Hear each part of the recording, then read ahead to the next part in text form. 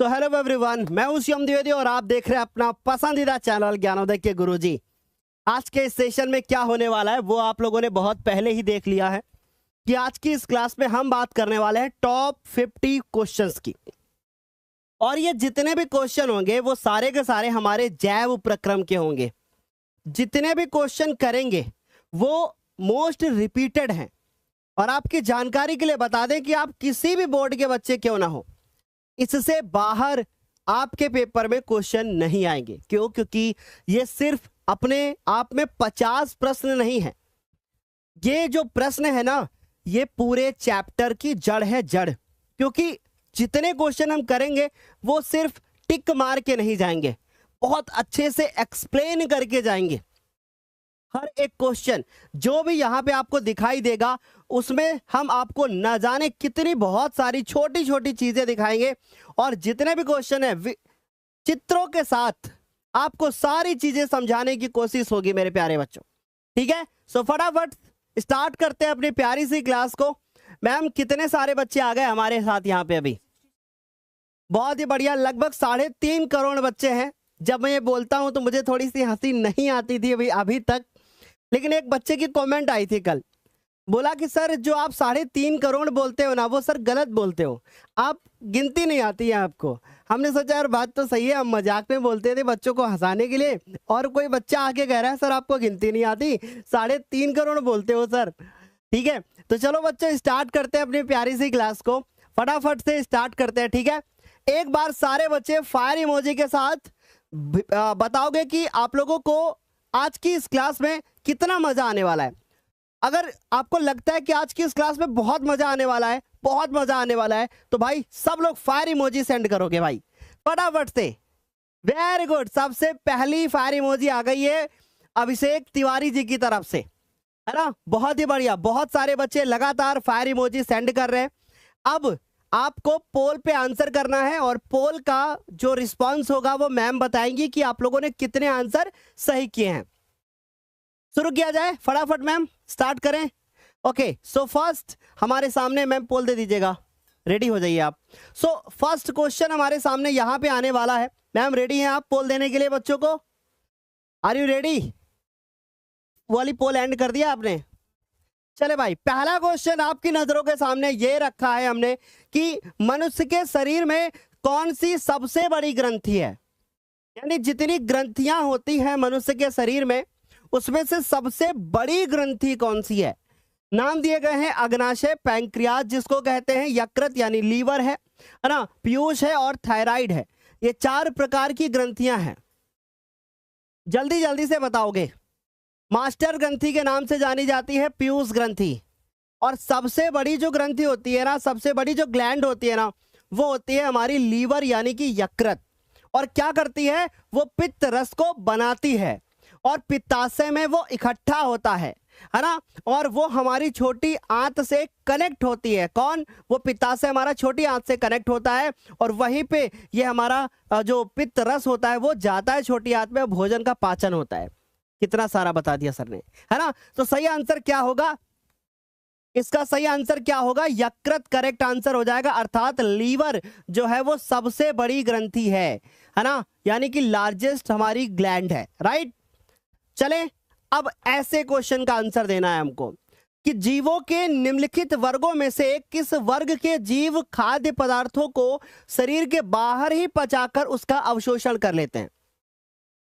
For your kind information, this is the NCERT question.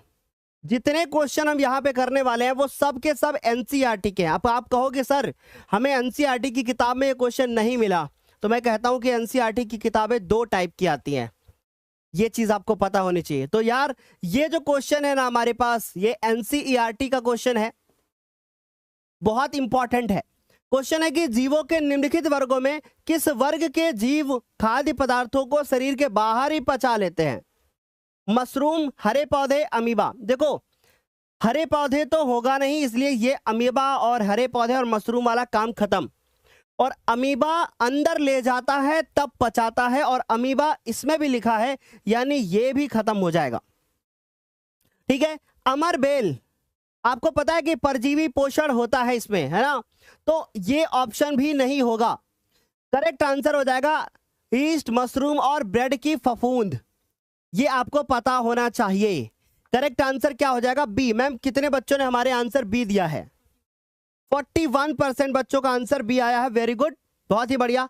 अगला जो हमारे पास क्वेश्चन है वो है कि सही कथन चुनना है। ये भी क्वेश्चन बहुत इंपॉर्टेंट है।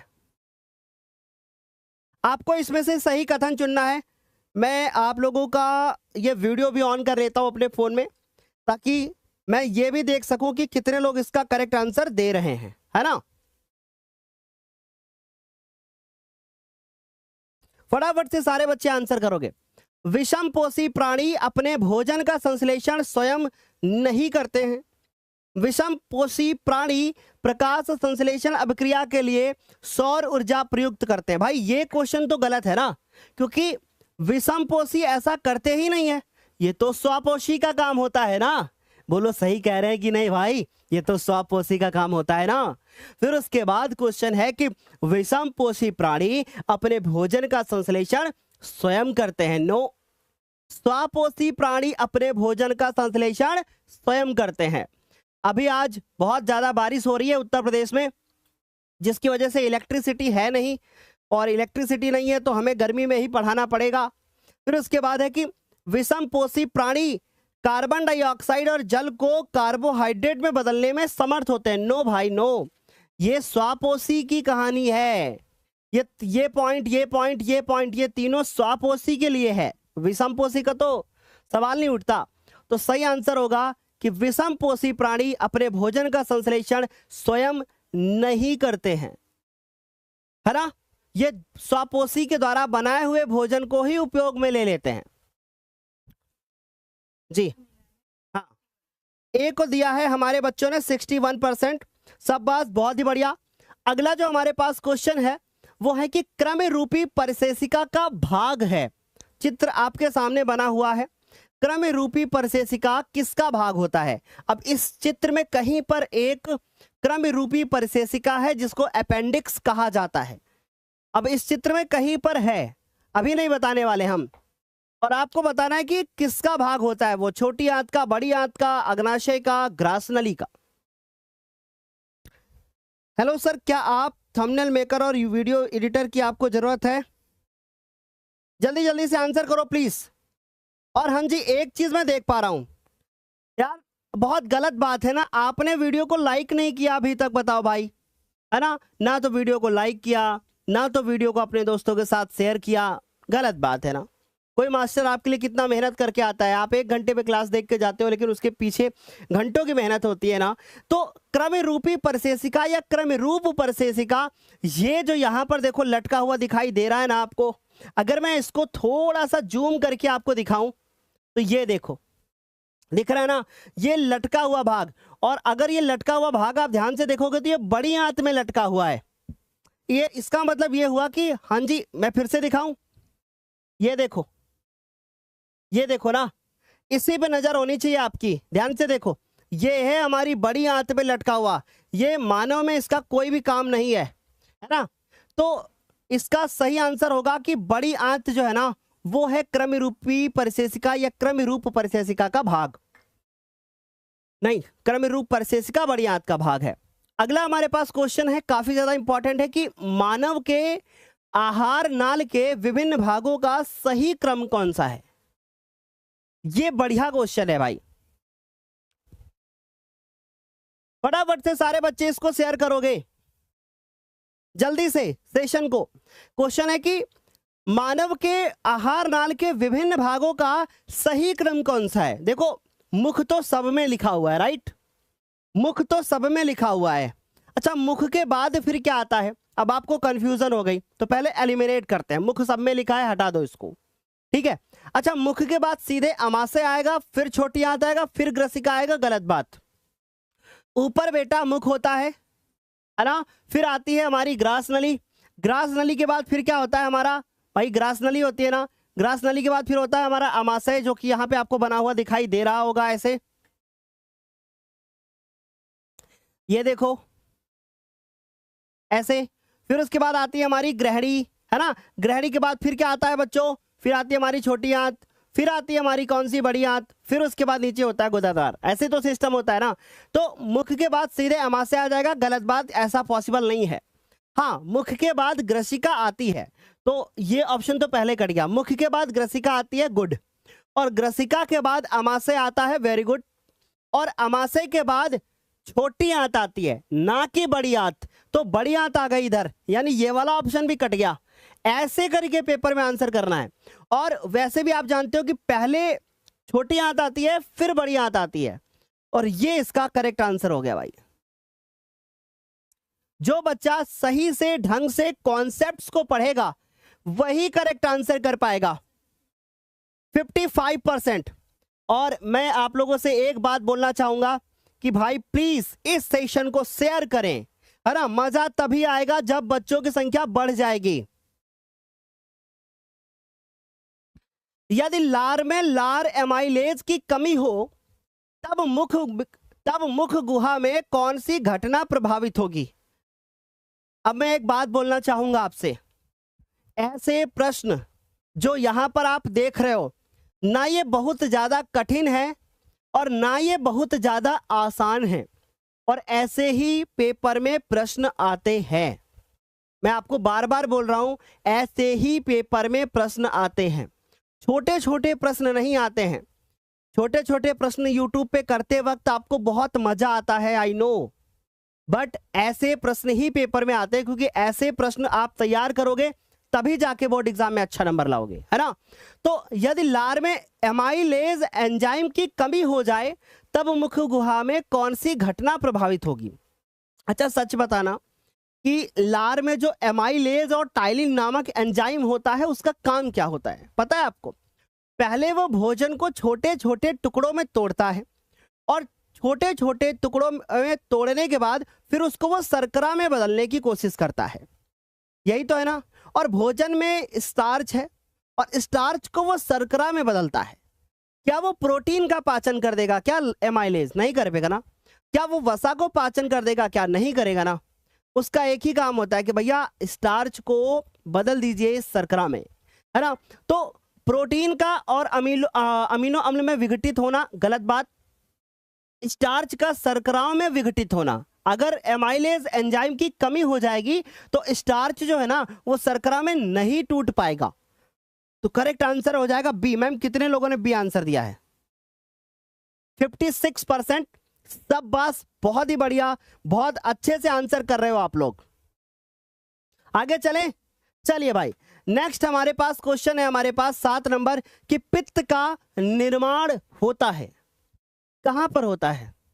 इसका आंसर अगर आपने दे दिया तो मैं जान जाऊंगा कि हाँ आप तुक्का नहीं मारते हो, आप दिमाग लगाते हो। मैम पोल दे दीजिए प्लीज।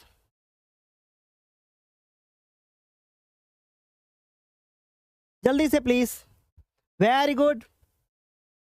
सब लोग लास्ट में बताना कि आपका कितना क्वेश्चन सही हुआ है, ठीक है।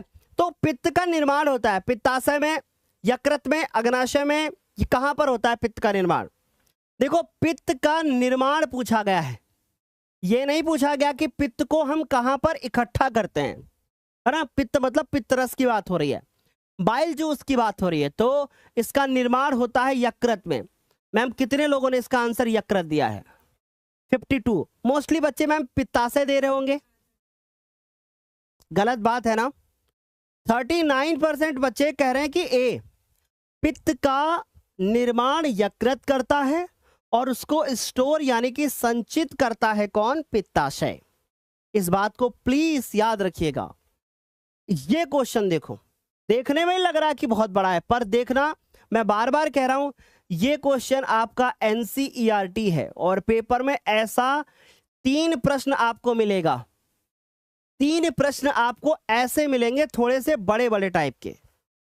3 प्रश्न आपको बड़े टाइप के मिलते हैं, और इसी तरीके से आंसर करना होता है। निम्नलिखित में से कौन सा कथन स्वपोषी जीवों के लिए नहीं है? यानी वो विषमपोषी जीवों के लिए है। कौन सा कथन स्वपोषी जीवों के लिए नहीं है? इसका मतलब वो कथन किसके लिए फिर है? वो विषमपोषी के लिए है। देखो अब वे जहां लिखा है वहां स्वापोषी पढ़ेंगे। स्वापोषी कार्बोहाइड्रेटों का संश्लेषण कार्बन डाइऑक्साइड और जल से तथा सूर्य के प्रकाश एवं क्लोरोफिल की उपस्थिति में कर लेते हैं। यस, ये बात सही है। स्वापोषी क्या करते हैं? वो कार्बन डाइऑक्साइड, जल और सूर्य के प्रकाश तथा क्लोरोफिल की उपस्थिति में क्रिया करके कार्बोहाइड्रेट्स बनाते हैं, है ना। कार्बोहाइड्रेट्स मतलब ग्लूकोज का निर्माण करते हैं। इसका मतलब ये वाला स्टेटमेंट मुझे सही दिख रहा है, मुझे तो गलत बताना है। वे कार्बोहाइड्रेटों को स्टार्च के रूप में भंडारित रखते हैं। क्या ये बात सही है? हाँ, ये बात भी सही है कि वो जो कार्बोहाइड्रेट होता है ना, उसको स्टार्च के रूप में स्टोर करके रखते हैं और जब शरीर को जरूरत पड़ती है तो फिर वो उपयोग में लाते हैं। ये बात भी सही है। वे कार्बन डाइऑक्साइड और जल को सूर्य के प्रकाश की अनुपस्थिति, अब देखो यहां पर गेम खेल दिया एग्जामिनर ने, कार्बोहाइड्रेट्स में बदल देते हैं। यानी पहला और तीसरा एक ही बात है पर घुमा के रखा ताकि आप कंफ्यूज हो जाएं। तो इसका मतलब यही वाला आंसर करेक्ट होगा। वे आहार श्रृंखला में पृथक पोषी स्तर बनाते हैं, है ना। जब आप हमारा पर्यावरण चैप्टर पढ़ोगे तो आप इसके बारे में भी पढ़ लोगे। फिलहाल आप इसको 6, 7, 8 क्लास में पढ़े होंगे। Very good. बच्चों की संख्या बढ़ के बहुत ज्यादा हो गई है, 800 बच्चों के आसपास इस क्लास में हो गए हैं और ये बड़ी खुशी की बात है। और आपकी जानकारी के लिए बता दें कि इस चैनल ने 20-20 हजार बच्चे लाइव पढ़ाए हैं भाई। पेपर के टाइम में 15,000 बच्चे कॉन्टिन्यू इस चैनल पर लाइव पढ़े हैं पिछले वर्ष, आपकी जानकारी के लिए बता दें। और इस साल भी पढ़ेंगे। बस अभी थोड़ा सीरियस हो रहे हैं बच्चे धीरे धीरे करके, है ना। तो अगला क्वेश्चन है कि अमाशय, ओ ये मस्त क्वेश्चन है भाई, मैम पोल दे दीजिए जल्दी से। अमाशय का अस्तर, अस्तर का मतलब समझते हो क्या? यानी अंदर का भाग, अंदर की लेयर, अंदर की परत, है ना। अमाशय का अस्तर निम्नलिखित में से एक की उपस्थिति के कारण सुरक्षित बना रहता है और सही उत्तर बताओ। ये सब मैंने आपको पढ़ाया है, बहुत तगड़े से पढ़ाया है। आप बिल्कुल ये नहीं बोल सकते कि मैं इस चीज को नहीं पढ़ा हूं। मैं ये नहीं कह रहा हूं कि आप ऐप में पढ़े हो, मैं ये नहीं कह रहा हूं कि आप शक्ति बैच में पढ़े हो, मैं ये कह रहा हूं कि मैंने इसको यूट्यूब पे पढ़ा रखा है भैया, यूट्यूब पे पढ़ा रखा है। ऐसा कोई क्वेश्चन नहीं है जो अभी तक ना पढ़ाया हो। अमाशय के अंदर सभी को पता है कि जठर ग्रंथियां होती हैं और वो जठर रस को स्रावित करती हैं और जठर रस में HCl पाया जाता है और इस HCl के कारण हमारा जो पेट होता है वो अम्लीयता को महसूस करता है, यानी जलन होने लगती है। लेकिन उसकी अम्लीयता से पेट के अंदर किसी भी प्रकार की जलन ना हो, इसलिए उसके अंदर श्लेष्म भी स्रावित होता है। जठर रस में श्लेष्म भी होता है, म्यूकस अंग्रेजी भाषा में कहते हैं। और ये जो श्लेष्म होता है ना, ये थोड़ा चिपचिपा होता है। सर मैंने तो कभी श्लेष्म देखा नहीं है, आज मैं आपको बताता हूँ। कभी कभी जब आपका पेट खराब हो जाता है तो आपने नोटिस किया होगा कुछ नाक जैसा आपके पॉटी वाले रास्ते से, जहाँ से आप लैट्रिन करते हो, मीन्स कि मल को बाहर निकालते हो, वहाँ से आपको बहुत ऐसा महसूस होगा कि नाक जैसा कुछ निकल रहा है, पेट खराब हो जाता है, वो है म्यूकस, है ना। समझ में आई बात? इससे ज्यादा तो हम नहीं बता सकते थे, ठीक है। तो ये आपको पता चल गया कि ये है हमारा श्लेष्म, अर्थात यही है म्यूकस, ठीक है, चिपचिपा पदार्थ होता है। समझ गए? आगे चलें। अब ये आ गया हमारा अगला। उसके बाद अगला है कि भाई कूपिकाएं कहाँ पाई जाती हैं, है ना। कूपिकाएं कहाँ पाई जाती हैं ये आपको बताना है। कूपिकाएं, अच्छा कूपिकाएं आपने कभी देखी है? कैसे देखोगे, फेफड़ा थोड़ी ना देखा है ना। तो फेफड़ा जो होता है ना, उसके अंदर छोटी छोटी, जैसे आपको पता होना चाहिए कि जैसे मान लो ये हमारा फेफड़ा है ना, राइट। इसके अंदर इस प्रकार से पहले श्वसनिका, फिर पहले होती है श्वसनी, फिर श्वसनिकाएं, और उसके बाद फिर इस तरीके से अंगूर जैसी ये छोटी छोटी सी संरचनाएं आपने देखी होगी। अगर इनको आप जूम करो ना, इसको अगर आप जूम करो तो आपको ऐसे मिलेगा, ऐसे। और इसके ऊपर धमनी और सिरा का एक जाल बिछा होता है, पता। और इसके अंदर ऑक्सीजन और कार्बन डाइऑक्साइड गैसों का आदान प्रदान होता है, एक्सचेंज होते हैं दोनों। है ना। तो ये कोशिकाएं पाई कहां जाती हैं, अगर ऐसी बात आ जाए तो याद रहेगा कि कोशिकाएं जो पाई जाती हैं वो कहां पाई जाती है, फेफड़ों में पाई जाती हैं। समझ गए, किसी को कोई डाउट नहीं, आगे चलें, ठीक है ना। 84%। आहार नाल का कौन सा भाग यकृत से पित्त रस प्राप्त करता है? अगर इस प्रश्न की जानकारी आपको है, आप उत्तर करेक्ट दे पा रहे हो, इट मींस कि आप सही ढंग से पढ़ाई कर रहे हो। अगर ये प्रश्न आपसे गलत हो गया तो मैं कहता हूं कि अभी भी समय है, शक्ति बैच को ज्वाइन करके पढ़ना शुरू कर देना, नहीं तो वक्त गुजर जाएगा और हर शक्ति बैच वाला बच्चा इसका आंसर कर लेगा, मैं ये जानता हूं। यूट्यूब वाले भी कर लेंगे, लेकिन ढंग से पढ़ेंगे तब।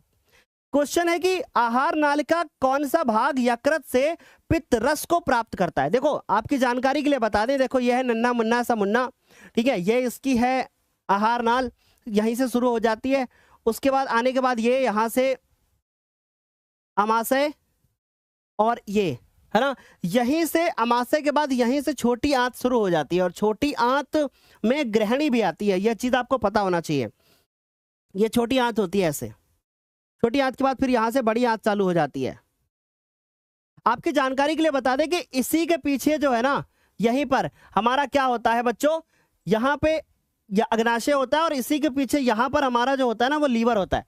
लीवर से के पास में यहीं पर होता है हमारा क्या, पित्ताशय, और पित्ताशय हमारा ग्रहणी और छोटी आंत से कनेक्ट होता है, और छोटी आंत से कनेक्ट होता है और फिर वो जो है वसा का पाचन कर देता है। कौन? पित्तरस। वसा को पचाने में मदद करता है, प्रोटीन्स को पचाने में मदद करता है। समझ गए? किसी बच्चे को कोई दिक्कत नहीं? यहां तक सभी ने आंसर दिया? मैम कितने बच्चों ने दिया? 52%, यानी कि 48% बच्चे अभी भी गलत जवाब दिए हैं। अब सोचिए कि बड़ा मस्त क्वेश्चन था, लेकिन कोई बात नहीं, जब तक शिवम सर जिंदा हैं तुम्हें कोई टेंशन लेने की जरूरत नहीं है। शाम को डेली 7 बजे इस चैनल पर आना है, यह बात आप याद रखना। मैं कहता हूं आखिरी तक, अगर मैं आपको प्रो बना के ना छोड़ूं तब कहना, प्रो बन जाओगे, लेकिन प्रो मैक्स तक तब बनोगे, प्रो मैक्स तब बनोगे जब मेहनत से, शिद्दत से, कंसिस्टेंट होके पढ़ाई करोगे तब, है ना। अब उसके बाद है कि आयोडीन, ये बढ़िया क्वेश्चन है और ये क्वेश्चन जो है ना ये प्रैक्टिकल बेस्ड है। अब आप बोलोगे सर ये क्वेश्चन तो हमारी किताब में कहीं पर दिया ही नहीं है। मैं कहता हूं एनसीईआरटी किताब उठाओ, प्रैक्टिकल की एक्टिविटी दी गई है, कुछ एक्सपेरिमेंट्स दिए गए हैं, उन पर नजर मारोगे इसका आंसर दे दोगे। इसीलिए बोलते हो ना कि सर कौन सी किताब से पढ़ूं मैं, और मैं कहता हूं कि केवल एनसीईआरटी से पढ़ो, एक एक वर्ड, एक एक लाइन का मतलब समझने की कोशिश करो, एक एक लाइन को रटा दूंगा आखिरी तक मैं। क्वेश्चन है कि आयोडीन घोल की कुछ बूंदे चावल के पानी में डाली गई, है ना, और देखा गया कि चावल का पानी नीले और काले रंग का हो गया। मैं कहता हूं ये वाला एक्सपेरिमेंट ना आपको घर पे करना है। कैसे करना मैं बताता हूं। चावल का पानी ले लेना और वो जो आयोडीन युक्त तो एक वो नहीं आती है एंटीसेप्टिक, है ना, बीटाडीन, उसमें आयोडीन होता है ना, आयोडीन, सॉरी आयोडीन नहीं होता है, बीटाडीन में, ठीक है, आयोडीन होता है ना मैम, बीटाडीन में नीला हो जाता है ना, तो आयोडीन एंटीसेप्टिक होता है ना, आयोडीन होगा, राइट। तो उसमें अगर आप वो बीटाडीन थोड़ा सा मिलाओगे तो वो पानी जो है ना वो काला हो जाएगा, ठीक है।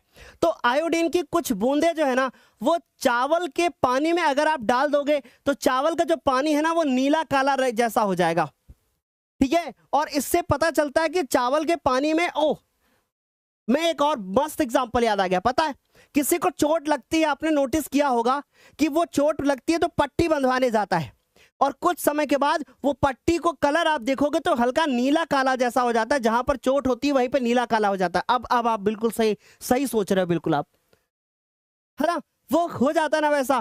क्यों ऐसा होता है पता है क्यों? क्योंकि भैया आयोडीन युक्त जो आपने उसमें बीटाडीन लगाई थी ना वो रिएक्शन कर जाती है। क्यों? क्योंकि भैया इसमें जटिल प्रोटीन होती है, सरल प्रोटीन होती है, वसाएं होती हैं और स्टार्च होता है।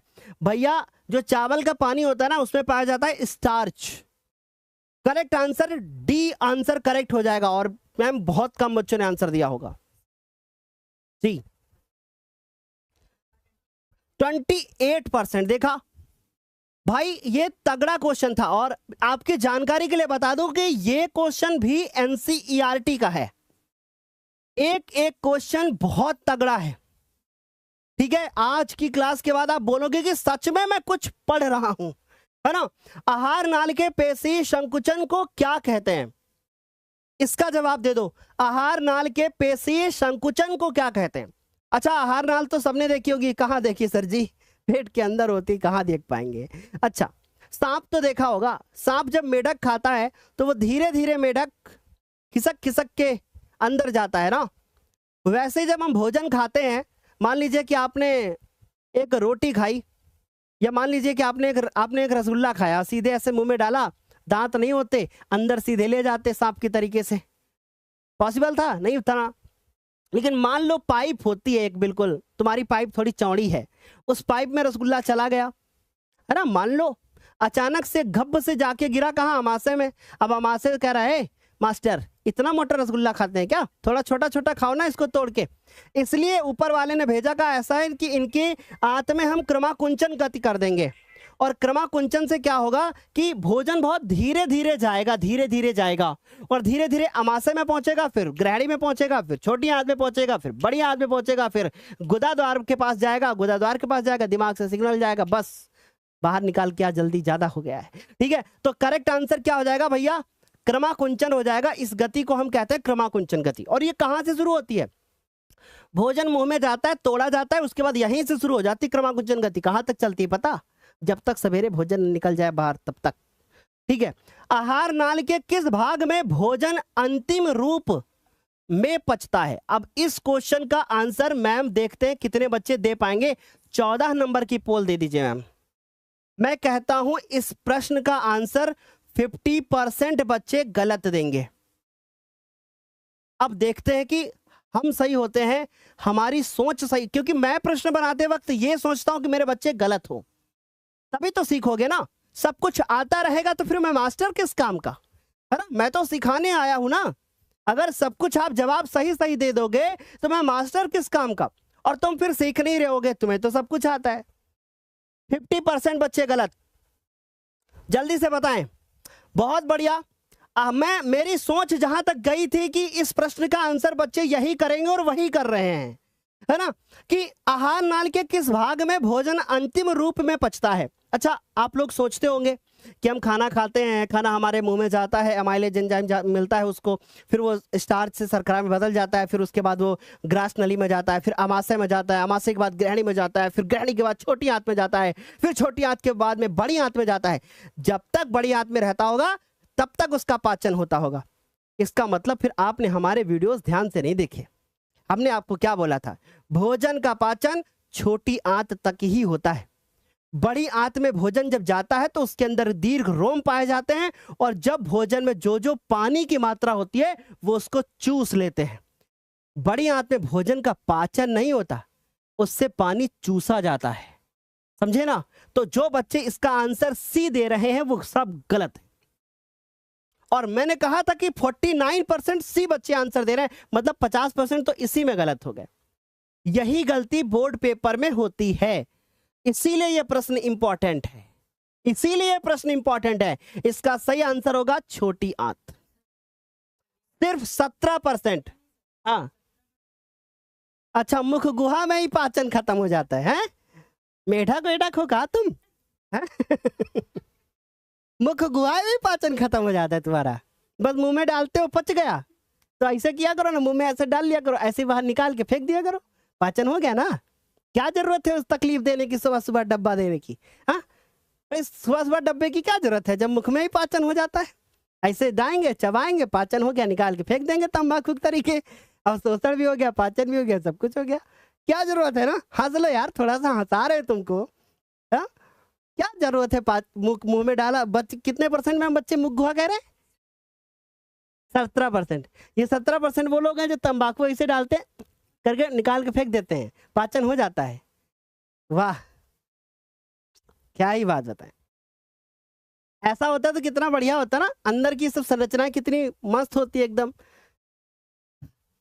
देखो अब अगला है हमारे पास कि अगला बच्चों क्वेश्चन है हमारे पास कि चूने के पानी से भरी परख नली में जब मुख द्वारा फूंका जाता है तो चूने का पानी किसकी मौजूदगी के कारण दूधिया हो जाता है।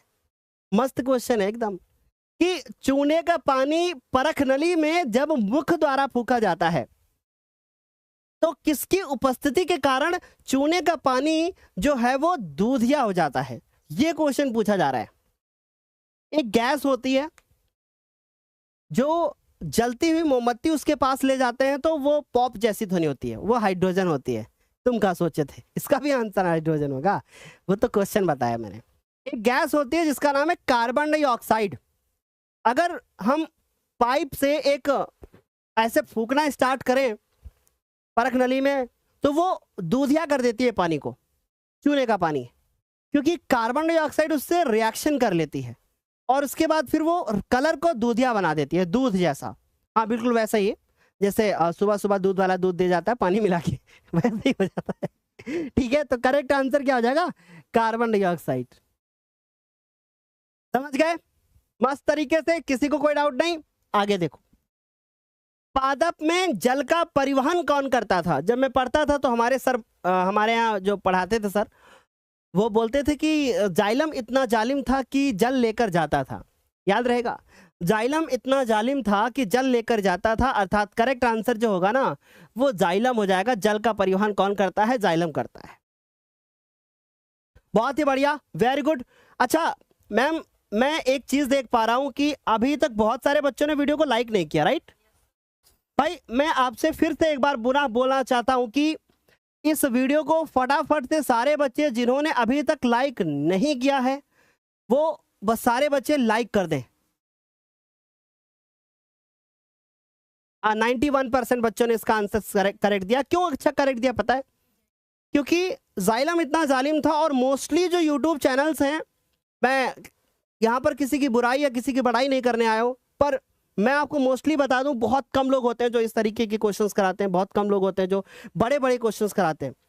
इस तरीके के क्वेश्चंस कौन कराता है बताओ, इस तरीके के क्वेश्चन कौन कराता है, ओनली ज्ञानोदय के गुरुजी, जो पिछले साल भी इस तरीके के क्वेश्चन कराते थे, क्योंकि यही क्वेश्चन पेपर में आते हैं। और इस तरीके के क्वेश्चन आपको कराने वाले बहुत सारे लोग मिल जाएंगे, इसी के कारण ये इसका आंसर 91% है। और मैं फिर कहता हूं इसका आंसर 50% बच्चे भी सही नहीं देंगे। क्यों, क्योंकि ये क्वेश्चन इंपॉर्टेंट है और आपका कॉन्सेप्ट कमजोर है। और ये प्रश्न पेपर में आता है, आपकी जानकारी के लिए बता दें कि ये क्वेश्चन एनसीईआरटी का है। जो बच्चा लास्ट तक पेपर तक इस चैनल के साथ बना रहेगा, जानकारी दे दूं कि इस चैनल से 6ठी रैंक आई है। रोज रोज मुझे बोलते हुए ये अच्छा नहीं लगता है, लेकिन मैं इसलिए बताऊं ताकि आप सही चीजें जान सके, आपको जानकारी हो सके कि आप एक ऐसे प्लेटफॉर्म पर पढ़ रहे हैं जिस प्लेटफॉर्म से पिछले साल 4थी रैंक और इस साल 6ठी 7वीं में 2 बच्चे 9वीं रैंक 10वीं रैंक विथ द प्रूफ आपको दिखाई गई है ना, विथ द प्रूफ आपको दिखाई गई है। और कितने बच्चे इस चैनल से पढ़ के 95% लाए। मैं रोज रोज ये बताऊं अच्छा नहीं लगता, लेकिन इसलिए मैं बता रहा हूं क्योंकि मैं जानता हूं कि आप भटक रहे हो। अभी इस महीने में, जुलाई के महीने में आप बहुत इधर उधर भाग रहे हो, आपको कुछ समझ में नहीं आ रहा है कि मैं करूं तो करूं क्या। और मैं फिर कहता हूं, यदि आप इधर उधर भाग रहे हो तो कुछ मत करो, 2 काम में से एक काम कर लो। या तो 7 बजे इस चैनल के साथ डेली बने रहो, फ्री में क्लासेस करते रहो, और यदि आपकी इच्छा पेड कोर्स की है तो आप शक्ति बैच को ज्वाइन कर लो। मैं ये नहीं कह रहा हूं कि आप शक्ति बैच ही ज्वाइन करो, पर मैं ये जरूर कह दूंगा कि शक्ति बैच से पढ़ोगे तो 95 के नीचे नहीं आएंगे, ये मैं जरूर कह सकता हूं। और अगर 7 बजे डेली बने रहोगे आपका भला होगा, आप बहुत अच्छे नंबर लाओगे। वायवीय श्वसन के संबंध में निम्नलिखित में से कौन सा कथन सबसे उपयुक्त है। देखो यहां सब तो ग्लूकोज लिखा है, यहां कोशिका द्रव्य लिखा है, तो पहले तो यहीं से अपना आंसर हम निकालने की कोशिश करें, हो सकता है यहीं से निकले। ग्लूकोज जब पाइरुवेट में टूटता है, ग्लूकोज जब पाइरुवेट में टूटता है तो याद रखें कि ग्लूकोज पाइरुवेट में टूटता है कोशिका द्रव्य की, कोशिका द्रव्य में। इसका मतलब ए ऑप्शन खत्म, क्योंकि ग्लूकोज पाइरुवेट में जब टूटता है तो कोशिका द्रव्य में रिएक्शन होती है, राइट। अच्छा ठीक है गुरुजी, सही हो गया। दूसरी चीज कि ग्लूकोज जब पाइरुवेट में टूटता है तो ऊर्जा नहीं बनती है, ऊर्जा नहीं बनती है। इसका मतलब ये भी खत्म और ये भी खत्म। अब बचा कौन, ये कि ग्लूकोज कोशिका द्रव्य में टूटता है, पाइरुवेट में टूट जाता है, कोशिका द्रव्य में पाइरुवेट में टूट जाता है, और पाइरुवेट फिर से माइटोकॉन्ड्रिया में टूट करके कार्बन डाइऑक्साइड, जल और ऊर्जा का निर्माण करता है। और ये जो क्रिया यहां पर आप देख रहे हो ये होती है वायवीय श्वसन के अंतर्गत, यानी ऑक्सीजन की उपस्थिति में। वायवीय श्वसन अर्थात ऑक्सी श्वसन की बात की जा रही है। देखा कितना मस्त क्वेश्चन था। ये टेबल ही आपके एनसीईआरटी की बुक में बनी हुई है, ठीक है। आगे चलूं, नेक्स्ट क्वेश्चन हमारे पास है कि निम्नलिखित में से कौन सा पदार्थ अवायवीय श्वसन में नहीं बनता है। अच्छा, इस क्वेश्चन का आप आंसर करो, उससे पहले ब्लैक स्क्रीन करके कुछ आपको बताना चाहता हूं। कल आपको मैम कुछ बताने वाली है। क्या बताने वाली है, गौर से सुनना। कल मैम का एक क्लास आने वाला है जिसमें मैम काव्य खंड के 50 एमसीक्यूज कराने वाली हैं, बहुत इंपॉर्टेंट वाले। उसके बाद इस संडे को होने वाला है क्या, मैथ्स वर्सेस इंग्लिश, शाम को 7 बजे, संडे की पहली क्लास। अभी तक संडे को क्लास नहीं होती थी, इस संडे को शाम को 7 बजे होने वाला है मैथ्स वर्सेस इंग्लिश। यानी कि मैं और आपकी दिव्यांशी मैम दोनों मिलके कुछ करने वाले हैं, लड़ाई करने वाले हैं, इधर हम उधर मैम, देखते कौन जीतेगा ये बाजी, ठीक है। चलें बच्चों, तो क्वेश्चन है हमारे पास कि निम्नलिखित में से कौन सा पदार्थ अवायवीय श्वसन में नहीं बनता है। ध्यान दीजिए, यहां पर नहीं लिखा हुआ है कि अवायवीय श्वसन में नहीं बनता है। देखो अब मैं पूरा आपको बिल्कुल मुंह से बोल के बताता हूं, सुन लेना ध्यान से। ग्लूकोज कोशिका द्रव्य में, सुनना ध्यान से, ग्लूकोज कोशिका द्रव्य में पाइरुवेट में टूट जाता है। ग्लूकोज में 6 कार्बन होते हैं, पाइरुवेट में 3 कार्बन होते हैं। फिर पाइरुवेट ईस्ट की उपस्थिति में एथेनॉल और कार्बन डाइऑक्साइड में टूट जाता है, और यह क्रिया अवायवीय श्वसन के अंतर्गत होती है। यानी कि अवायवीय श्वसन में इथेनॉल तो बनता है, कार्बन डाइऑक्साइड भी बनता है, यह बात तय हो गई। लैक्टिक अम्ल भी अवायवीय श्वसन में बनता है। जल एक ऐसा यौगिक है जो केवल और केवल वायवीय श्वसन के अंतर्गत ही बनता है। जल कभी भी अवायवीय श्वसन के अंतर्गत नहीं बनता है। इसकी मैंने पूरी टेबल आपको YouTube पे करा रखी है, टेबल पूरा आपको पढ़ा रखा है मैंने। पहला लेक्चर देखिए पोषण और पाचन का। तो करेक्ट आंसर क्या हो जाएगा, जल। मैम कितने बच्चों ने इसका आंसर जल दिया है? 33% बच्चों ने इसका करेक्ट आंसर दिया है, ठीक है, वेरी गुड, बहुत ही बढ़िया मेरे बच्चों। अगला हमारे पास क्वेश्चन है, अगला जो हमारे पास क्वेश्चन है कि अंतःश्वसन के दौरान वायु प्रवाह का सही मार्ग कौन सा है। जानकारी के लिए बता दूं कि यह क्वेश्चन 2019 के पेपर में आया है, 2020 के पेपर में आया है, 2022 के पेपर में आया है, 2023 के पेपर में आया है, 2024 के पेपर में आया है। आज तक ऐसा नहीं हुआ कि यह प्रश्न पेपर में ना आया हो। आज तक ऐसा नहीं हुआ कि यह प्रश्न पेपर में ना आया हो। बस घुमा फिरा देते हैं, इधर उधर कर देते हैं, पूछ लेंगे कौन सा नहीं है, कौन सा सत्य है, कौन सा असत्य है, ऐसे करके। पर कॉन्सेप्ट यही होता है। जल्दी से, वेरी गुड, जल्दी जल्दी से बताएं। देखो, अंतःश्वसन के दौरान, अंतःश्वसन का मतलब कि श्वसन हो रहा है और इसमें फेफड़े भी काम में आ रहे हैं, श्वास नली भी है, सब कुछ है। तो अंतःश्वसन के दौरान वायु प्रवाह का सही मार्ग कौन सा है? बच्चों देखो, नासा द्वार, यानी कि ये जो आपको दिखाई दे रहा है, यहीं से तो जाएगी वायु, यानी कि नासा मार्ग से और कंठ से शुरुआत नहीं होती, नासा द्वार आएगा। नासा द्वार के बाद फिर वायु पहुंचती है ग्रसनी में, और ग्रसनी एक ऐसा हिस्सा होती है जो भोजन नली और श्वास नली का कॉमन भाग होती है, यानी यहीं पर श्वास नली और यहीं पे भोजन नली दोनों होती है, राइट। तो अब उसके बाद यहां कह रहे हैं कि नासा द्वार के बाद सीधे कंठ आ जाएगा, गलत बात है। कंठ तो यहां है और ग्रसनी यहां है, आपको पता है ग्रसनी इसके जस्ट बाद अंदर, ये कट गया। सही आंसर जो मैच किया वो मैच किया नासा द्वार, ग्रसनी, फिर उसके बाद आता है हमारे पास कंठ, फिर आती है हमारी श्वास नली, फिर आती है हमारी कोशिकाएं, और ऐसा ही प्रोसेस चलता रहता है। समझ गए। विपुल एक बच्चा है, विपुल पटेल, कह रहे हैं थैंक यू सर। सर मैं आपके YouTube चैनल से पढ़कर 92% हासिल किया हूं, बहुत बहुत धन्यवाद। शुक्रिया विपुल कि आप 10th क्लास में आए और अपने छोटे भाई बहनों को थोड़ा मोटिवेट कर रहे हैं, क्योंकि मैं ये पढ़ के बताऊंगा तो कुछ बच्चों का विश्वास बनेगा। बहुत ही बढ़िया, वेरी गुड। चले भाई, नेक्स्ट क्वेश्चन हमारे पास है, स्फिग्नोमीटर क्या मापता है? स्फिग्नोमीटर, क्या आपने कभी देखा है स्फिग्नोमीटर? नहीं सर, नहीं देखा है। मैं बताता हूं, स्फिग्नोमीटर आपको तब देखने को मिलेगा जब बोर्ड परीक्षा हो जाएगी और उसके बाद रिजल्ट आने वाला होगा। उस समय पर आपका बीपी हाई लो हो रहा होगा और आप अपने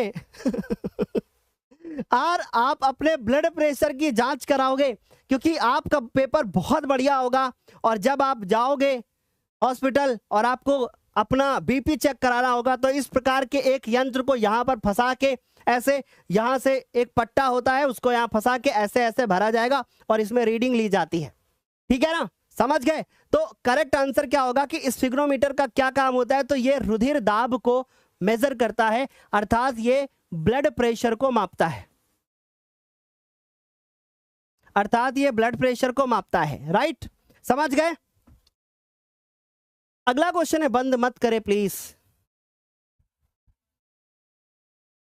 वाह, ओके, बंद कर दीजिए। इस क्वेश्चन का आंसर दीजिए प्लीज। क्वेश्चन है कि एक लाइन नीचे से कट हो रही है, तो मैं एक लाइन नीचे से कट हो रही थी तो मैंने इसको हटा दिया है। इसके आंसर यहां कर रहे हैं, और ये क्वेश्चन भी एनसीईआरटी का है। और आपकी जानकारी के लिए बता दें कि ऐसे प्रश्नों को हम कूट वाले प्रश्न कहते हैं। आपके पेपर में एक प्रश्न फिजिक्स से, एक प्रश्न आपका केमिस्ट्री से, एक प्रश्न आपका बायोलॉजी से, ऐसा ही आता है, और जिसको हम बोलते हैं कूट वाले प्रश्न। कूट वाले प्रश्न बोला जाता है। अब इसको पढ़ना है पूरा और फिर जवाब देना है, ठीक। अब ध्यान से सुनिएगा। ये मान लीजिए आपका हृदय है, और इस हृदय को 4 भागों में हमने बांट दिया, ठीक है। ये जो पहला भाग यहां देख रहे हो, ध्यान से देखना, इधर वाला होता है राइट, है ना, इधर वाला होता है लेफ्ट, इधर वाला होता है राइट, और इधर वाला होता है लेफ्ट, ठीक है। इसको बोलते क्या है हम लोग बच्चों? अलिंद। इसको भी क्या बोलते हैं? अलिंद। और इसको बोलते हैं निलय। जो जिन बच्चों ने मेरा वीडियो देखा है मानव हृदय वाला, उनको सबको बहुत अच्छे से ये आंसर दे पाएंगे वो सारे बच्चे। देखो होता क्या है, शरीर से नीचे से, ध्यान से सुनना, पूरी प्रोसेस बताने के बाद समझाऊंगा। शरीर के नीचे से यहां से रक्त जो है अशुद्ध आता है और अलिंद में जाता है। और कौन सा अलिंद है? ये दायां अलिंद है। दाएं अलिंद में जाता है और फिर ये दाएं निलय में जाता है। जब दायां निलय इसको पंप करता है तो ये फेफड़े में जाता है, और फेफड़े में जाने के बाद वहां से शुद्ध होने के बाद ये हमारे बाएं अलिंद में आता है। बाएं अलिंद के बाद ये बाएं निलय में जाता है। बाएं निलय जब इसको पंप करता है तो शरीर के भागों में चला जाता है। ये पूरी प्रोसेस होती है। अब इस पूरी प्रोसेस के बाद ये स्टेटमेंट्स यहां पे पढ़ने हैं और इनका जवाब देना है। काफी इंपॉर्टेंट क्वेश्चन है, ऐसे क्वेश्चंस कोई नहीं कराता, लेकिन पेपर में यही आते हैं। बायां अलिंद शरीर के विभिन्न भागों से ऑक्सीजनित रुधिर जो है प्राप्त करता है।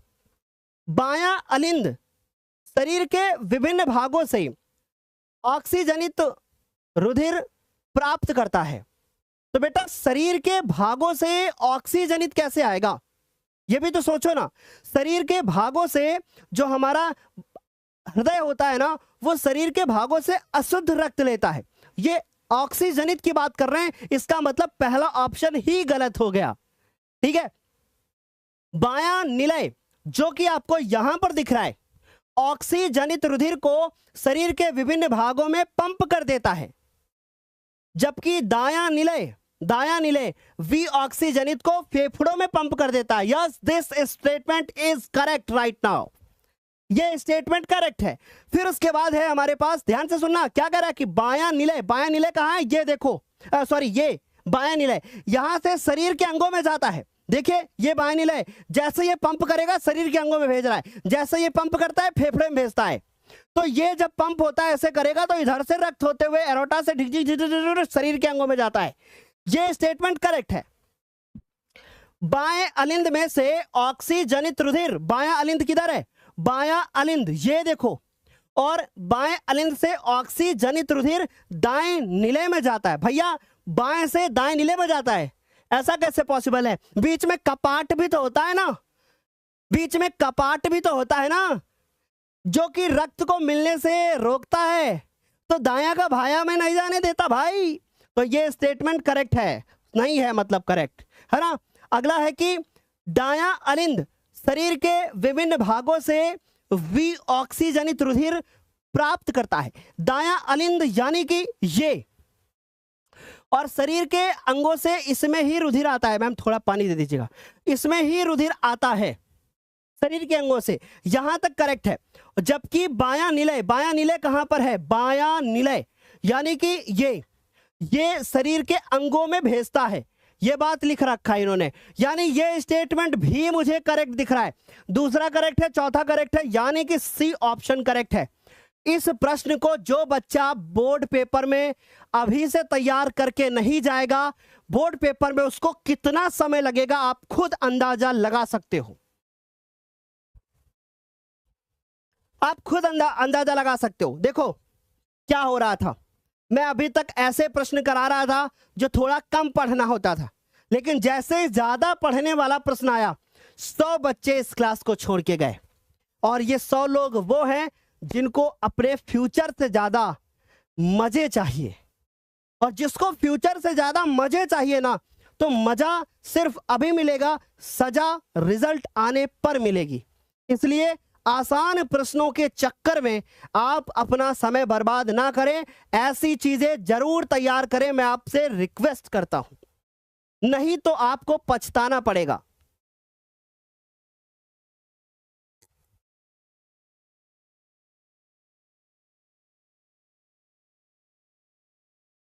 इस क्वेश्चन का आंसर दीजिए जल्दी।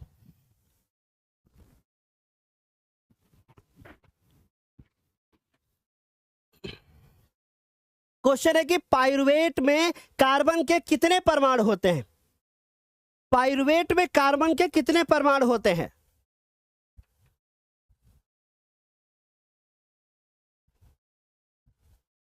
जल्दी से प्लीज प्लीज फटाफट से आंसर करोगे। पाइरुवेट में कितने कार्बन के परमाणु होते हैं, अर्थात पाइरुवेट में कितने कार्बन होते हैं? यह बात मैंने पहले लेक्चर में बता रखी है यूट्यूब पे कि पाइरुवेट में कार्बन होते हैं 3, और ग्लूकोज का एक अणु टूट करके 2 पाइरुवेट बनाता है, इस बात को याद रखिएगा। तो करेक्ट आंसर हो जाएगा 3। अगला जो क्वेश्चन है, ऐसे पंप करता है ना हृदय, कह रहा है कि संकुचन के दौरान निम्नलिखित में से कौन सी संरचना हृदय के भीतर रुधिर को वापस विपरीत दिशा में बहने से रोकती है?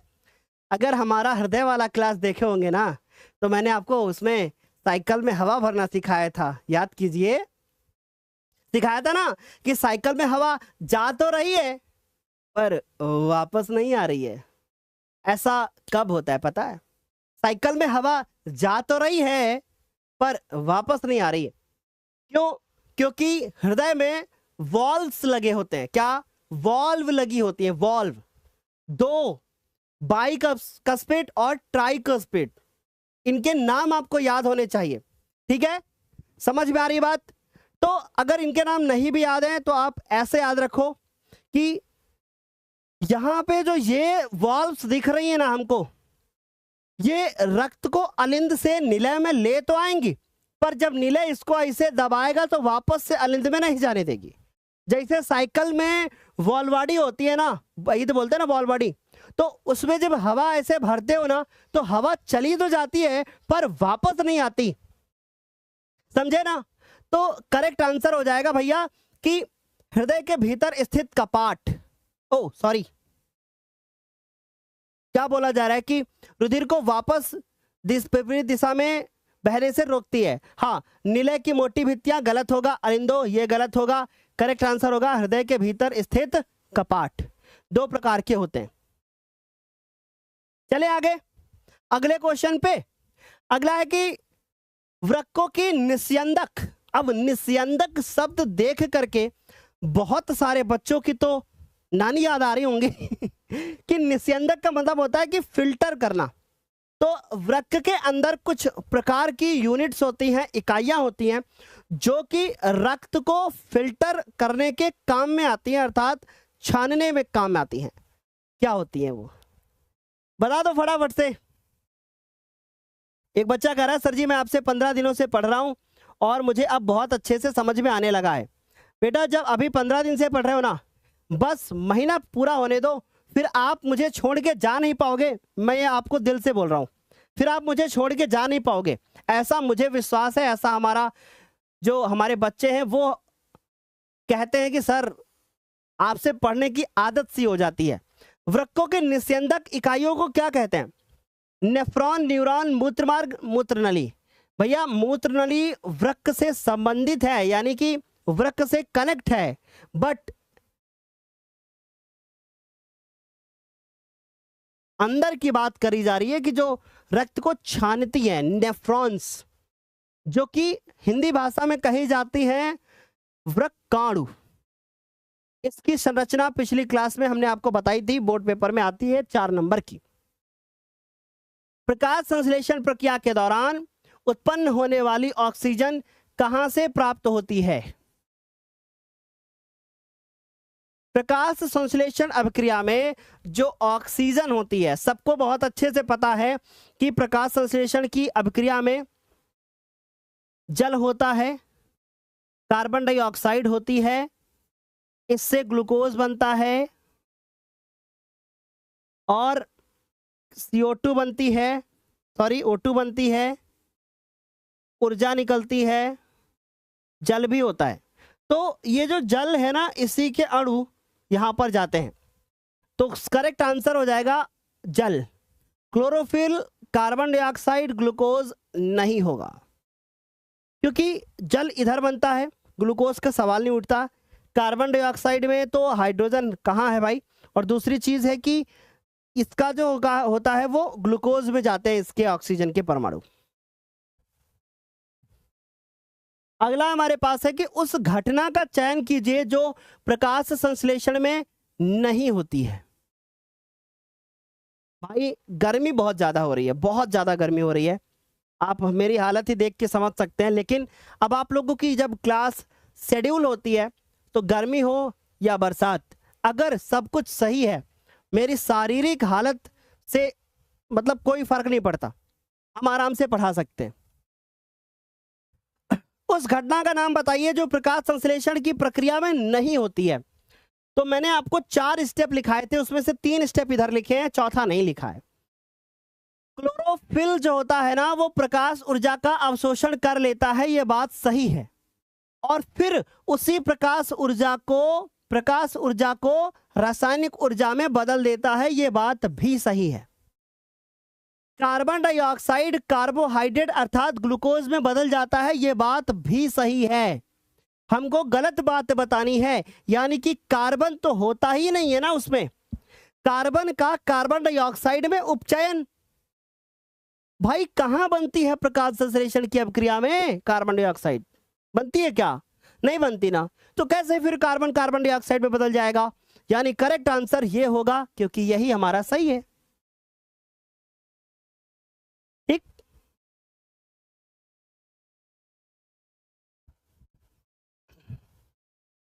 आ गई मेरी बात समझ में? आगे चले, चलो नेक्स्ट क्वेश्चन है कि हमारे फेफड़े में कूपिकाएं किस प्रकार के कार्य को करती हैं? हमारे फेफड़ों में कूपिकाएं किस प्रकार के कार्य को करती हैं? वायु संग्रह करती हैं, रुधिर संग्रह करती हैं, हार्मोन को संग्रह करती हैं, या फिर इनमें से कोई नहीं? कूपिकाएं क्या करती हैं? वायु को संग्रहित करती हैं, है ना, और वायु का आदान प्रदान भी करती हैं। ऑक्सीजन, कार्बन डाइऑक्साइड, जब हमारे शरीर में ऑक्सीजन हम लेते हैं तो वो इन्हीं कूपिकाओं में जाता है और वहीं से ये रक्त में घुलता है, समझे ना। और वहीं पे कार्बन डाइऑक्साइड आता है, कौन लाता है? सीरा लाता है। और आप जो ऑक्सीजन लेते हो वो धमनी के द्वारा फिर शरीर के अंगों में जाता है। ये जानकारी आपको होनी चाहिए, ठीक है। तो करेक्ट आंसर क्या होगा? वायु संग्रह, है ना। फिर उसके बाद है कि पाचन के क्षेत्र में भोजन के साथ मिलने वाला पहला एंजाइम कौन सा है? देखो क्वेश्चन कैसे घुमा के पूछा, कैसे घुमा के पूछा कि पाचन के क्षेत्र में पहला एंजाइम कौन सा है?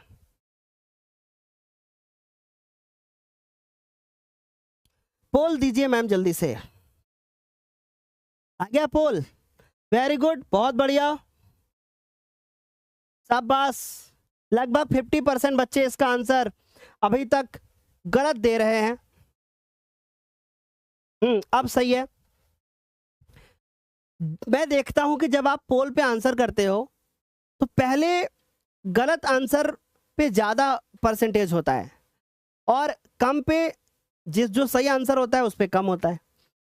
क्यों ज़्यादा होता है पता है? क्योंकि आप बिना कुछ सोचे फट से ए पे मार देते हो, पढ़ते नहीं हो क्वेश्चंस को, है ना। करेक्ट आंसर होगा एमाइलेज। क्यों? क्योंकि लार में एंजाइम पाया जाता है, एमाइलेज एंड ऑल्सो टाइलिन। प्रत्येक जबड़े में अग्र चवर्णकों की संख्या कितनी होती है? कुछ भी क्वेश्चन आ सकता है, इसलिए भैया याद रखो ICPM मोदी। ICPM मोदी। आई का मतलब इंसीजर अर्थात चवर्णक। मैं सारा बताऊंगा आपको बहुत अच्छे से।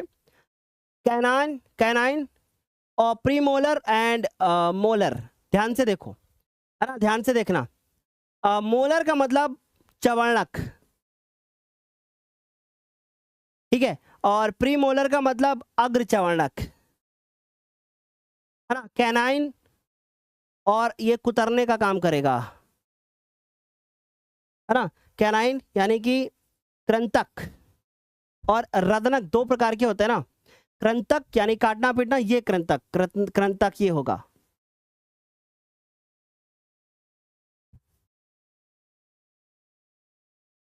और रदनक। अब आपसे कुछ भी पूछ लिया जाए, ICPM मोदी 2 1 2 3। अब आपसे पूछा गया कि अग्र चवर्णक, तो अग्र चवर्णक 2 जोड़ी, अगर चवर्णक पूछते तो 3 जोड़ी, रदनक पूछते तो 1 जोड़ी, कृंतक पूछते तो 2 जोड़ी, खत्म बात। याद हो जाएगा आपको, है ना। ICPM मोदी से प्रत्येक जबड़े में, अच्छा एक बात बताओ, एक जबड़े में अगर ये 2 जोड़ी है, ये 1 जोड़ी है, ये 2 जोड़ी है, ये 3 जोड़ी है, कितना हो गया? 2 और 1 3, 2 5 और 5 3 8। 8 जोड़ी एक जबड़े में है, और जोड़ी को अगर हटा दें तो 8 दूनी 16, 16 दांत ऊपर 16 दांत नीचे, समझ गया ना। अगर पूरे मुंह में पूछते तो 2 की जगह पे 4 जोड़ी, ठीक है। तो करेक्ट आंसर हो गया।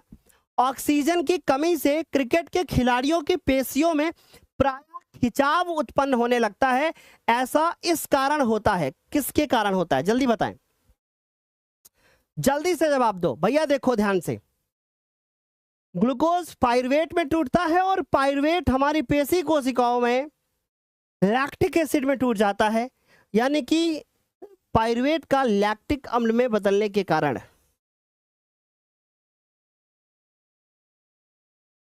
एथेनॉल में बदलने के कारण अगर दर्द होने लगे, कितना अच्छा होगा ना, फैक्ट्रिया खोलेंगे सर आपकी। पायरुवेट के ग्लूकोज में बदलने के कारण। अच्छा, पायरुवेट ग्लूकोज में बदलेगा कि ग्लूकोज पायरुवेट में बदलता है? हाँ, मास्टर घुमाता है। ठीक है, ग्लूकोज का पायरुवेट में ना बदलने के कारण ऐसा कहाँ होता है? ग्लूकोज तो टूटेगा ही ना पायरुवेट में, तभी तो पायरुवेट फिर टूटेगा ना पेशी कोशिकाओं में। हमारे शरीर में मूत्र का सही मार्ग चुनिए, है ना? हमारे शरीर में मूत्र का सही मार्ग। अब आपको पूछना नहीं पड़ेगा कि हम टॉयलेट करने किधर जाएं, मार्ग बताने वाले हैं हम आपको। हमारे शरीर में मूत्र का सही मार्ग बताना है आपको। देखो ध्यान से सुनना, पहले हमारे पास ये किडनियां हैं, देखो ऐसे, ठीक है। फिर इन किडनियों के बाद फिर ये आता है हमारे पास मूत्र नलिकाएं। ये देखो, इन मूत्र नलिकाओं के बाद फिर यहां पे ये आता है हमारा मूत्राशय, ऐसे।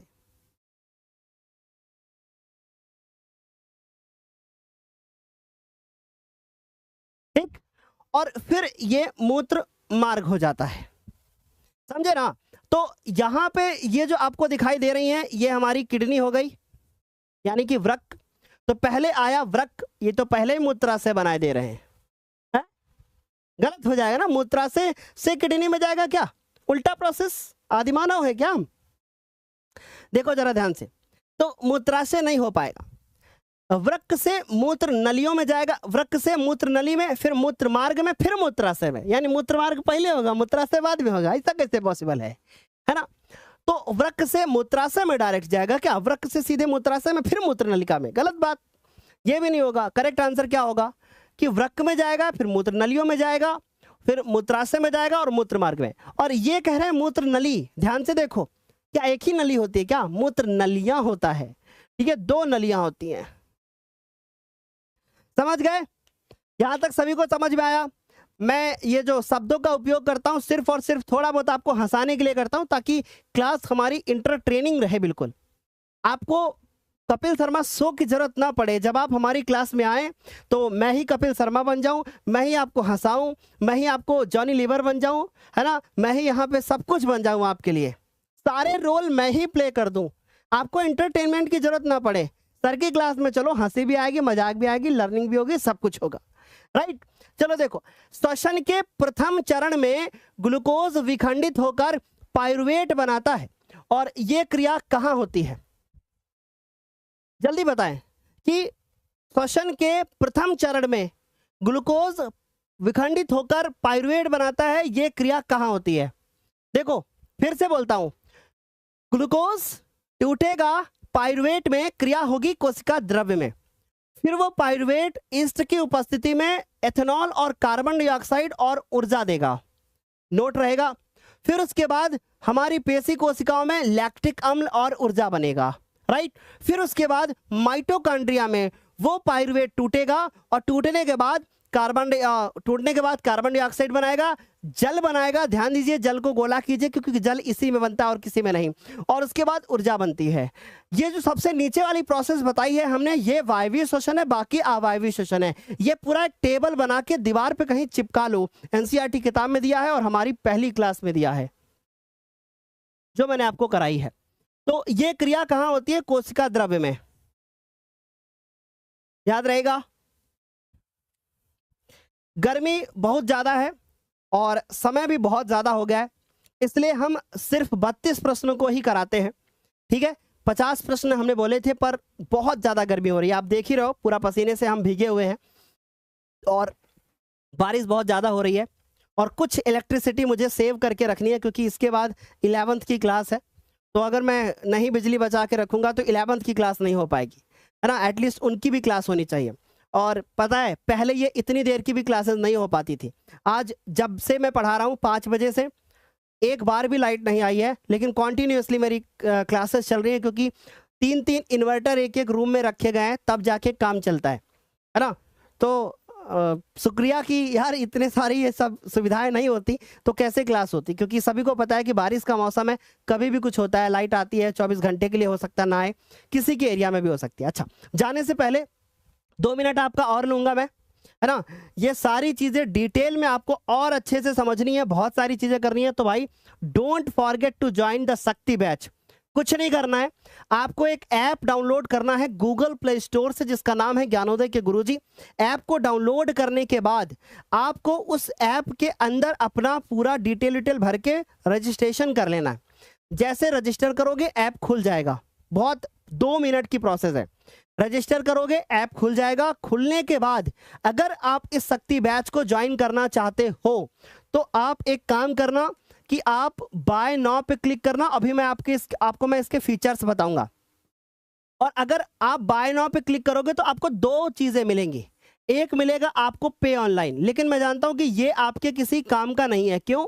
क्योंकि आपको खुद आपके पास कोई अकाउंट या पेटीएम या गूगल पे नहीं चलाते हो। लेकिन अगर सेम फोन में है गूगल पे या कुछ भी, तो पे ऑनलाइन पे क्लिक करना, ऐप के द्वारा पेमेंट हो जाएगा। लेकिन अगर आपको नहीं करना है, किसी दूसरे से करवाना है, तो स्कैन क्यूआर पे क्लिक कीजिए, है ना। स्कैन क्यूआर पे क्लिक करेंगे, आपके सामने एक क्यूआर कोड खुल के आएगा। मान लीजिए कि यही आपका मोबाइल है, मान लीजिए ये आपका मोबाइल है और आप इससे पेमेंट करना चाहते हो। ये जो मोबाइल है आप इससे पेमेंट करना चाहते हो। आप क्या करोगे, इसको जैसे इसमें शक्ति बैच खोलोगे, स्कैन क्यूआर पे क्लिक करोगे, क्यूआर कोड आएगा और इस फोन से आप पेटीएम गूगल पे कुछ भी चलाते हो, इससे स्कैन ऐसे करोगे, कुछ भी चलाते हो, कोई भी ऐप चलाते हो, ऐसे स्कैन करोगे, इससे पेमेंट हो जाएगा और इसमें कोर्स अपने आप खुल जाएगा। कितनी सिंपल सी प्रोसेस है ना, कि इससे स्कैन करोगे, इससे कोर्स खुल जाएगा, राइट। अच्छा, अब बहुत सारे बच्चे पूछते हैं एक सवाल, मैं आपकी कमेंट्स भी लूंगा जाने से पहले, कि सर आखिर यूट्यूब और शक्ति बैच में क्या अंतर है? बहुत बड़ा अंतर है। देखो, लाइव और रिकॉर्डेड क्लासेस तो दोनों में होती है ना। अगर आपकी कोई लाइव क्लास छूट जाती है तो बाद में आप रिकॉर्डेड देख सकते हो। लेकिन जो कंसिस्टेंसी चाहिए, कंसिस्टेंसी मीन्स कि निरंतरता चाहिए आपको डेली क्लासेस चाहिए ना। डेली सोशल साइंस भी चाहिए आपको, डेली आपको मैथ्स भी चाहिए और साइंस भी चाहिए, तो तभी तो सिलेबस पूरा हो पाएगा। तो ये जो शक्ति बैच है ना, इसके अंदर कंसिस्टेंस होके आपको पढ़ने को मिलेगा और आपका सिलेबस 31 अक्टूबर तक आपका सिलेबस पूरा होगा, है ना। आपके जो भी चीजें छूट गई हैं, आप बैच पहले लेना चाहते थे, अभी तक नहीं ले पाए हैं, 31 अक्टूबर तक सिलेबस पूरा हो जाएगा। फिर क्या होगा, नवंबर, दिसंबर, जनवरी में रिवीजन होगा। और फिर आपको बता दें, सिर्फ एक बार ही पेमेंट करना है। यह चैनल वैसा नहीं है कि आज आप पेमेंट करें और उसके बाद 10 दिन के बाद मैं दूसरा कोर्स कोई लेके आ जाऊं। देखो, मैं जब से कोर्स लाया हूं, इसके अलावा कोई दूसरा कोर्स नहीं। क्यों? क्योंकि मैं ये जानता हूं कि मैं दूसरा कोर्स लेके आऊंगा तो क्लासेस मैनेज करने में थोड़ी समस्या होगी। ऐसा नहीं कि लाऊंगा नहीं, लाऊंगा, पर क्लासेस मैनेज करने में थोड़ी प्रॉब्लम होगा। इसलिए मैं चाहता हूं कि सारे बच्चे जो भी हमारे इस चैनल से पढ़ते हैं, सबके सब शक्ति बैच को जरूर ज्वाइन करें और एक ही बार पेमेंट करना है। इसके बाद जो आपका एक बैच आता है लास्ट में, जो रिवीजन बैच आता है, उसका नाम होता है अंतिम बैच, वो आपको फ्री दिया जाएगा। इसके अंदर मैं आज भी कमिट कर रहा हूं और ये हमेशा करूंगा, ठीक है। तो फिर आप सोचिए कि आपको सब कुछ मिल जाएगा, सारी चीजें मिल जाएंगी। समझ रहे हैं मेरी बात? दूसरी चीज है कि आपको नोट्स मिल जाएंगे, हाथ से लिखे हुए। साइंस में नोट्स आपको पूरे मिलेंगे, मैथ्स में आपको स्लाइड नोट्स मिल जाते हैं, इंग्लिश, हिंदी, सोशल साइंस, सबका नोट्स मिलेगा। हर संडे को टेस्ट होता है। टाइम आपको मैनेजमेंट की कोई प्रॉब्लम नहीं होगी। स्कूल से आए, शक्ति बैच से पढ़ रहे हैं, कोई टेंशन नहीं है, कोई क्या पढ़ा रहा है क्या नहीं पढ़ा रहा है, कोई दिक्कत नहीं है। दूसरी चीज है कि हमें हिंदी भी पढ़ने को पूरी मिलेगी, जैसे कि बोर्ड पेपर में आती है, सेम टू सेम। इंग्लिश भी पूरा मिलेगा आपको, long answer, extract based question, MCQs, मतलब कुछ नहीं छूटेगा। मैथ्स, साइंस, सोशल साइंस, है ना। दूसरी चीज है कि सही समय पे आपका पूरा सिलेबस पूरा हो जाएगा, नोट्स की टेंशन बिल्कुल नहीं होगी, टाइम मैनेजमेंट की समस्या नहीं होगी, टेस्ट सीरीज से आप खुद को जांच पाएंगे, आपको प्रॉपर गाइडेंस मिलेगा, मोटिवेशन मिलेगा समय समय पे, कोई दिक्कत नहीं, है ना। और अगर आपको शक्ति बैच चाहिए, इस नंबर पर सुबह 10 बजे से लेकर शाम के 5 बजे तक आप कॉल करके जानकारी ले सकते हैं। फिलहाल जितना मैंने आपको बता दिया, इसके अलावा कुछ नहीं करना है। ऐप डाउनलोड किया, रजिस्ट्रेशन किया, स्कैन क्यूआर किया, पेमेंट हुआ, कोर्स खुल जाएगा। मुझसे पूछना भी नहीं पड़ेगा क्योंकि आप सेटिस्फाइड होंगे। ठीक है। और ये बैच पूरा है 1999 में, क्योंकि अभी इसके ऊपर 50% का फ्लैट डिस्काउंट चल रहा है और ये ऑफर 10 जुलाई तक वैलिड रहेगा। ठीक है, चलिए सारे बच्चे आप लोग हाँ, कुछ बच्चे पूछ रहे हैं कि सर इसका टाइम टेबल कहाँ है। कल इसका टाइम टेबल ऐप में अपलोड कर दिया जाएगा, आप जाके वहां से टाइम टेबल देख सकते हो। फिलहाल एक दिन में 3 क्लासेस होती हैं शक्ति बैच में। ठीक है, आज के लिए इतना ही, तब तक के लिए bye, take care, thank you so much. एक एक कमेंट करके मेरे लिए जरूर जाना।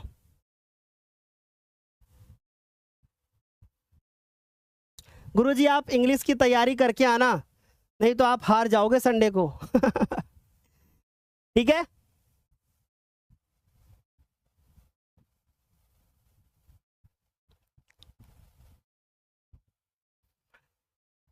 एक बार सारे बच्चे कमेंट करके बताना गुरुजी हैं तो, इस सेंटेंस को पूरा करना, गुरुजी हैं तो कमेंट करके बताना गुरुजी हैं तो। Bye bye.